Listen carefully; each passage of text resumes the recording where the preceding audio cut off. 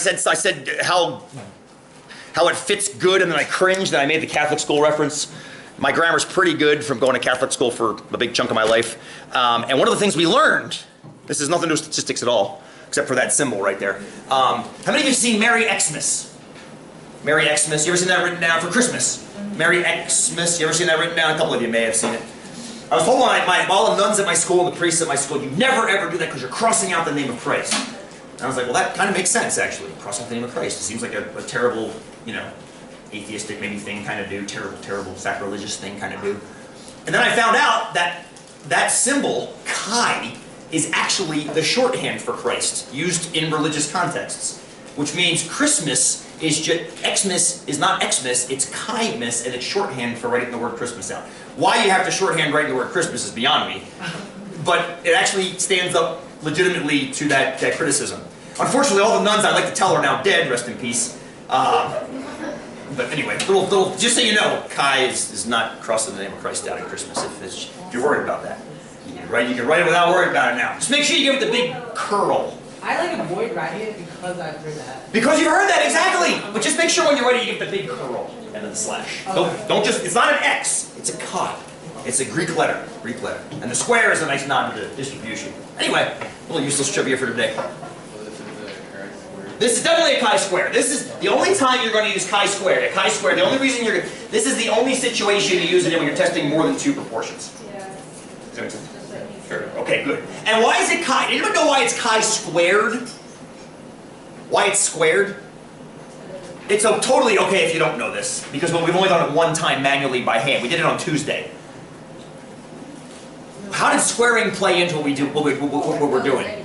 Remember that? We had that negative column that canceled the positive and the sum was 0, and we took care of it by squaring the results. Boom, right there. That's that little nod to the fact that the variance is being used by squaring. So I love the fact that it's in there, because if nothing else, it gives you one more indicator like, oh yeah, let's go to the chi-square distribution. All right, but before you run anything, you have to make sure your data is in the list. Now this is data from 243. So we've got our two data sets. We've got the observed and the expected. We got the observed and the expected. We got 177. I'm going to clear out all this stuff first. Oops.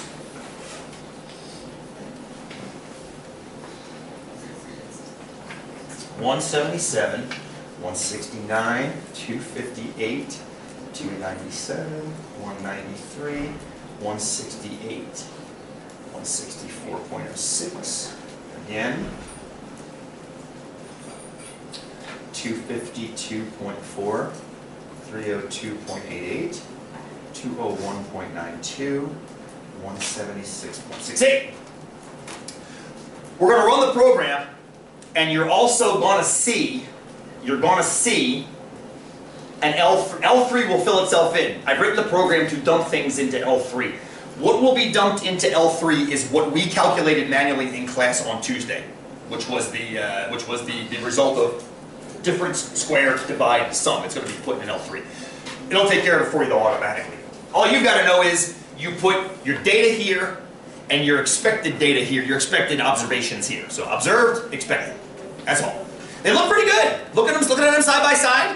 This one's a smidge low. That one's a little bit low. This one's only 6 candies off. This one's off by 5. That one's off by 7. These are damn close. This is actually very surprising to me. Very, very surprising. For you guys, it's like whatever, but for me, this is like, well, anyway, we'll talk about it in a second. All right, here we go. You ready? Program. GOF. Get excited. Program GOF. Program GOF. Why is it called GOF? Goodness of fit. What's fitting good or not so good? The ratio. Yeah, these proportions behind us. Getting excited. Where's your data? Well, I put mine in L1, hopefully you did too. Where's your expected? Oops, L2. When you got it set up, press enter.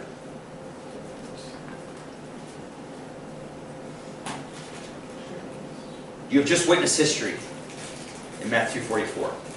I've run this experiment for probably 15 years, 10 of which at COCC. This is the first and only time that this has ever happened. I'm going to show you the other year's worth of data. This is the first of all, let's finish our quiz for today. Let's finish our test.